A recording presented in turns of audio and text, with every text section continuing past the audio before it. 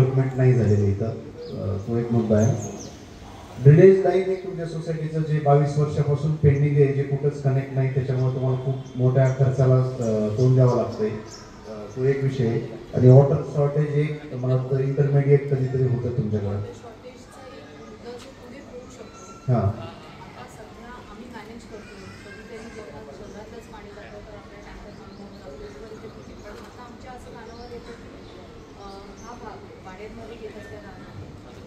कळमाडीची इथनं जी नवीन पाण्याची टाकी होती तिकडनं आपल्याला पाणी आता आम्हाला सध्या येत आहे पाषाण आणि फॉर सम रिझन आमचे मीटर्स पण एक काम करत नव्हते, ते आता पण केलेले आहे, रिडिंग येते. पण नवीन इथून जर तिथे काही प्रॉब्लेम आला पाण्याचा तर तो काय पुन्हा मग तिथून आम्हाला फाईट करावं लागेल, कारण आम्ही खूप फाईट केलेलं आहे पाण्यासाठी, सगळ्या सोसायटीने केलेलं आहे. आम्हाला पाणी 22 वर्ष जरी जुनी सोसायटी असते, रेग्युलरली सफिशियंट कॉर्पोरेशनकडनं पाणी जे आम्हाला 2010 पासून आम्हाला तसं तोपर्यंत आम्ही रॅशन पण कसं करता येईल आणि आम्हाला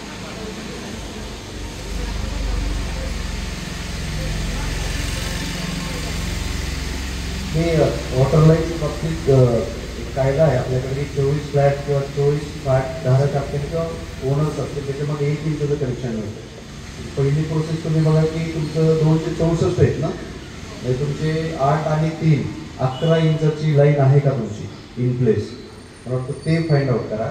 आणि पालिकेचं शॉर्टेज का होतं ते तर बघूच, पण तुमची लाईन 6 महिन्यातून एकदा फ्लश झाली पाहिजे. फ्लश करून घ्या. आता मी सोसायटीचा चेअरमन आहे, माझं 10 लाखाचं बजेट होतं सोसायटी 100 फ्लॅटची. तर मी ह्या 2 गोष्टी केल्या. 4 इंचाची लाईन घेतली, 100 फ्लॅट आहेत माझ्याकडे म्हणून, आणि फ्लश केलं तर माझा शून्य खर्च आहे आता. आणि ऑफकोर्स पाणी कमी झालं की इथला जो पाणी सोडणार आहे त्याला बोललं पाहिजे लगेच. आणि तो जर नसेल ऐकत तर आपल्याकडे प्रसन्न जोशी म्हणून पाण्याचे हेड आहे तिथे झोनलचे, तुम्हाला नंबर देत त्यांचा. म्हणजे हे जर इश्यू असेल तर हे करून घेऊ, पण पाणी जर प्रेशर कमी असेल तर महानगरपालिकेला नक्कीच बोलू आपण. तो एक मुद्दा होता. MSCB सबस्टेशनचं एक तुमच्याकडं विनाकारण ट्रान्सफॉर्मरचा खर्च तुमच्यावर लादण्याचा किंवा ते त्याच्यामुळे पेंडिंग असल्याचे एक आमच्या निदर्शनास आलेलं आहे. नंतर पोलिसिंगचे काही इश्यू दिसत आहेत, म्हणजे रस्त्यावरचे काच असतील, फुटपाथवरचे मद्यपीचे काही इथले रात्रीचे त्यांचे हे असतील, उपद्रव असतील, ते एक बघता येईल.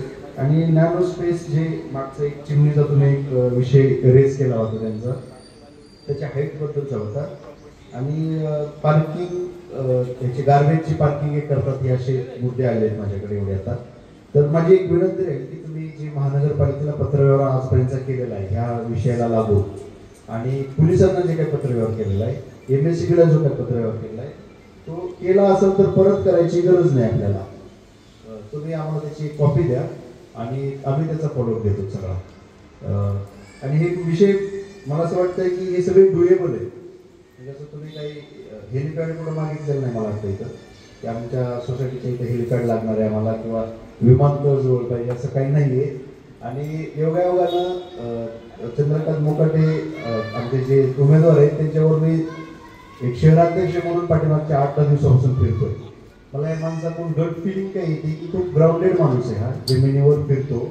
आणि हे जे लिटिगेशनचे विषय असतील, लँड ॲक्विजिशनचे विषय असतील, जे शेतकऱ्यांच्या हिताचं पण बोलतात परत ते. आणि सायमल्टेनियसली त्यांनी टॅक्स पेअरनं इथं घरं का घेतलीत, कारण DP प्लॅन बघितलेला आहे. तर DP प्लॅनची पूर्तता झाली पाहिजे, त्यांचं ध्येय आहे त्यांचं.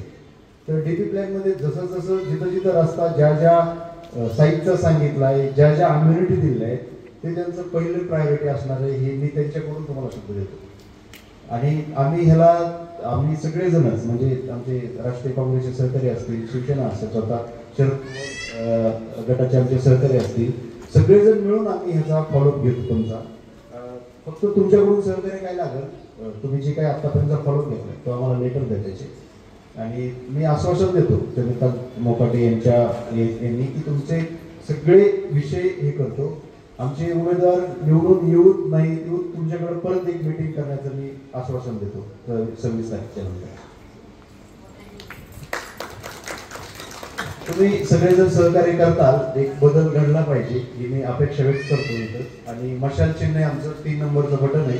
ते प्रेस करून मतानं विजय करताल आणि एक नवीन काम करण्यासाठी या भागामध्ये शिवसेनेला देताल तुम्ही ही अपेक्षा व्यक्त करतो.